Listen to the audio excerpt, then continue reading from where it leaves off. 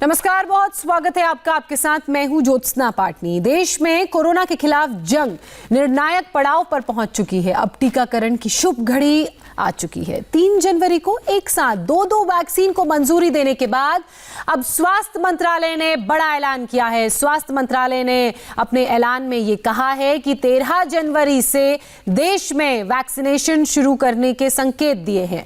Bharat vaccination के लिए पूरी तरह से तैयार है, रेडी है, तैयारियां पूरी हो चुकी हैं। अफसरों के मुताबिक दोनों वैक्सीन को जिस दिन मंजूरी मिली उसके बाद 10 दिनों के अंदर ही वैक्सीनेशन का प्रोसेस शुरू हो सकता है। 13 जनवरी को लोहड़ी और 14 को मकर संक्रांति है, यानी कि इन त्योहारों के शुभ मौके पर वैक्सीनेशन भी शुरू हो सकता है। प्रधानमंत्री नरेंद्र मोदी की लीडरशिप में भारत ने कोरोना के खिलाफ जंग में जिस तरह से आगे बढ़कर नेतृत्व किया, उनके मुरीद WHO से लेकर बिल गेट्स तक बन गए।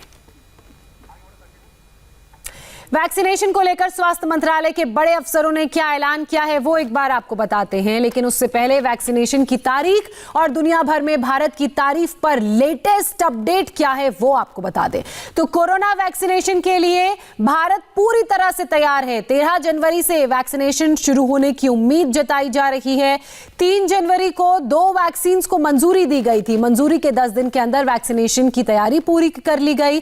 कोविशील्ड और कोवैक्सीन को direct drugs controller general of India ने मंजूरी दी थी। वैक्सीनेशन को लेकर देश में 250 से भी ज्यादा जगहों पर ड्राई रन किया गया। देश के हर राज्य में ड्राई रन किया गया। सरकार ने वैक्सीनेशन के लिए खास तैयारियां की हैं। मसलन टीका लगवाने वालों की यूनिक हेल्थ आईडी जनरेट होगी। इसके साथ ही हर डोज के बाद QR कोड बेस्ड सर्टिफिकेट आपको मिलेगा। और इसकी जिस तरीके से तैयारियां की गई है उसके मद्देनजर जो बातें हैं वो हम आपको बता रहे हैं। इन पूरी चाक चौबंद और मॉडर्न तैयारियों के लिए WHO ने भारत और PM नरेंद्र मोदी की तारीफ की है। अब आपको देश के हेल्थ सेक्रेटरी राजेश भूषण और जॉइंट सेक्रेटरी लव अग्रवाल की बातें सुनाते हैं, जिन्होंने वैक्सीनेशन की तारीख से लेकर इसकी हाईटेक तैयारियों के बारे में विस्तार से बताया। इस स्थिति में है कि जिस भी दिन हम चाहेंगे EUA के 10 दिन के भीतर हम उसको EUA का अर्थ है इमरजेंसी यूज ऑथराइजेशन। ये बोलचाल की भाषा में शब्द प्रयुक्त होता है।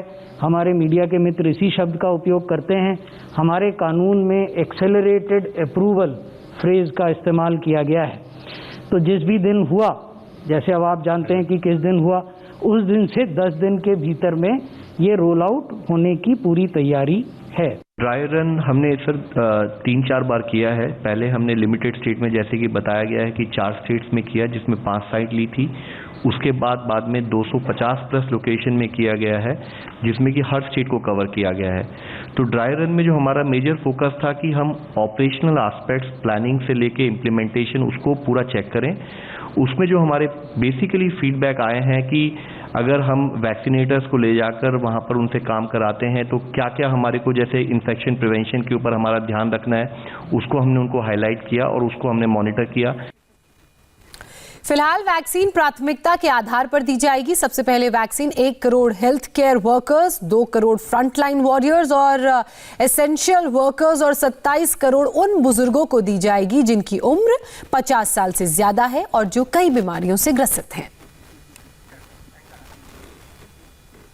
7 दिन के बाद देश में कोरोना वैक्सीन लगने लगेगी। इसे लेकर सरकार की तैयारियां भी जोरों पर हैं। अब तक वैक्सीनेशन को लेकर कई बार ड्राई रन किया जा चुका है। वैक्सीनेशन को लेकर सरकार कितनी गंभीर है, इसका अंदाजा आप यूपी में हुए ड्राई रन की तस्वीरों को देखकर लगा सकते हैं।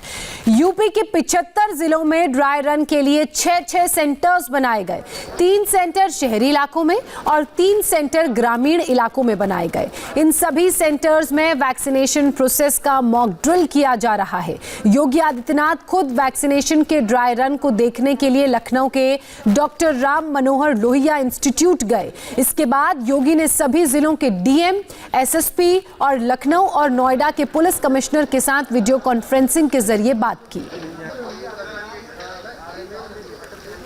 अब आपके पास कुल 5-7 दिन का समय बचा हुआ है, इसलिए जो भी होमवर्क करना है या पहले कर लें। देखिए, क्रम जो भारत सरकार ने तय किया है, इसमें प्रथम चरण में प्रदेश के 9 लाख हेल्थ वर्कर्स को हमें इस वैक्सीन को उपलब्ध करवाना है। इसके लिए जो भी व्यवस्थाएं होंगी, जिसमें समस्त सरकारी और गैर सरकारी स्वास्थ्य इकाइयों में कार्यरत जो अधिकारी हैं, कर्मचारी हैं, आशा वर्कर हैं, आंगनबाड़ी सुपरवाइज़र, ये सम्मिलित हैं। आपके सामने पहले से स्पष्ट है, इसको आप नोट कर लें और इसको पूरी उसके साथ इसको वहाँ पे अपने ज़िले के अंदर पहले से इसको तैयारी कर लें। दूसरे चरण में जो फ्रंट लाइन वर्कर्स हैं, इन पर इन्हें वैक्सीन दिए जाने का प्रस्ताव है, जिसमें राज्य और केंद्र, जो केंद्रीय हमारे पुलिस बल हैं, उनसे जुड़े हुए सशस्त्र बल, होमगार्ड, जेल कर्मी, इसके साथ ही राजस्व विभाग के वे कार्यकर्ता जिन्होंने सर्विलांस में और कंटेनमेंट जोन के समय सक्रिय योगदान किया है और जिनकी भूमिका भी रहेगी पूरे वैक्सीनेशन के कार्यक्रम में, क्योंकि ये कई दिनों तक आगे चलेगा ये भी, इसलिए उनमें। और तीसरे चरण में 50 वर्ष से अधिक आयु के लोग और 50 वर्ष से कम में वे लोग आएंगे जो डायबिटीज, सांस रोग, कैंसर, उच्च रक्तचाप या आदि किसी अन्य गंभीर बीमारी से ग्रसित हैं। उन लोगों पर टीकाकरण होना है और ये आपने सूची अपने अपने जनपदों में पहले से ही बना करके उसको वेरीफाई कर लें। कहीं से भी कोई शिकायत की गुंजाइश नहीं होगी। अगर शिकायत होगी और कहीं भी किसी ने इसके नाम पे अनावश्यक रूप से नेगेटिविटी पैदा करने का प्रयास किया, तो जिलाधिकारी और सीएमओ की सामूहिक जिम्मेदारी उस संबंधित जनपद के अंदर इसके लिए मानी जाएगी। इसलिए पहले से ही उस प्रकार के लोगों की तैनाती, उस प्रकार की व्यवस्था वहाँ पे देना और किसी को भी इसका उल्लंघन न करने दें, इसके बारे में हम लोग तय कर लें। इस पूरे अभियान में हमें देखना होगा जहाँ पे वैक्सीन रखे जाएंगे वहाँ की सुरक्षा, यानी वहाँ की सुरक्षा की पुख्ता व्यवस्था होनी चाहिए। जो हमारा वैक्सीन ले जाने वाला कैरियर होगा, जो वाहन होगा, उसकी सुरक्षा और वह सुरक्षित वहाँ तक कोल्ड चेन मेंटेन करते हुए उसको ले जा सकेंगे, इसके बारे में भी हम लोग पूरा ध्यान रखते हुए इसको सुनिश्चित करेंगे कि इस कार्यक्रम को हम वहाँ पे तय करेंगे। 6 प्रकार के लोगों की हर एक बूथ पे तैनाती की व्यवस्था ये हम सुनिश्चित कर लेंगे। कहीं भी कोई कंफ्यूजन इसमें नहीं होना चाहिए। इसके साथ ही योगी आदित्यनाथ ने एक बहुत बड़ी बात कही। योगी आदित्यनाथ ने कहा कि जब वैक्सीनेशन शुरू होगा तो अफवाह फैक्ट्री तेजी से काम करेगी। कुछ लोग जनता को डराएंगे, भटकाएंगे, ऐसे लोगों से भी सख्ती से निपटना है। योगी ने कहा कि वैक्सीन पूरी तरह से सुरक्षित है, लेकिन अगर किसी को कोई हल्का फुल्का साइड इफेक्ट होता है तो इसे लेकर अफवाह नहीं फैलनी चाहिए।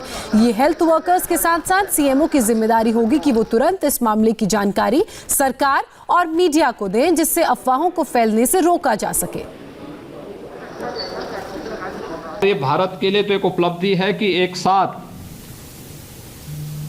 अकेले देश भारत है जहां 2 वैक्सीन एक साथ आ रही हैं। तो यह हमारे वैज्ञानिकों की बड़ी उपलब्धि है। ये पॉजिटिविटी हर एक व्यक्ति तक पहुंचना भी चाहिए।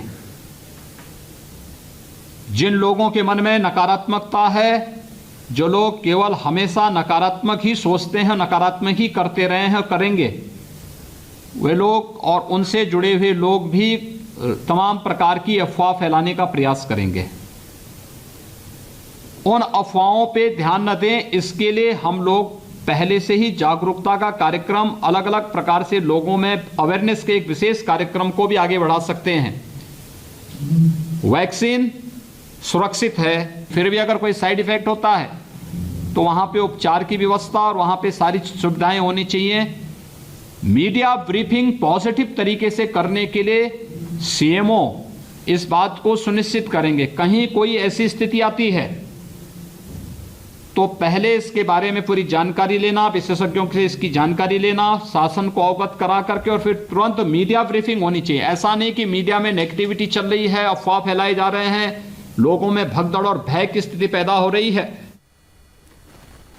तो पूरे देश में वैक्सीनेशन की तैयारियां मुकम्मल की जा रही हैं। मुंबई में भी इसको लेकर तैयारियां पुख्ता हैं।